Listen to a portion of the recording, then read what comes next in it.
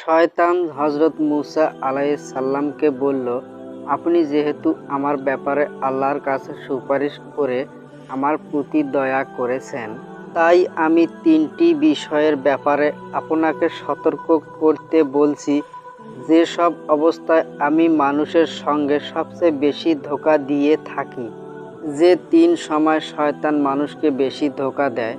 মানুষ যখন রেগে যায় তখন তাকে আরও বেশি বিপদগ্রস্ত আমি তার অন্তরে অবস্থান করি আর রক্তের সঙ্গে তার শিরা উপশিরায় দৌড়াতে থাকি।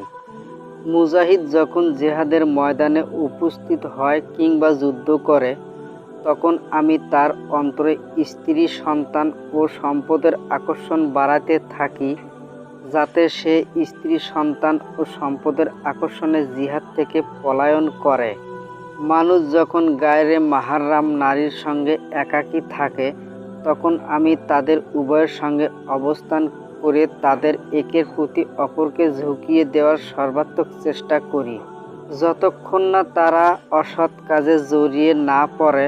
অসৎ কাজ সংগঠিত হওয়া পর্যন্ত এ প্রচেষ্টা চালাতে থাকি।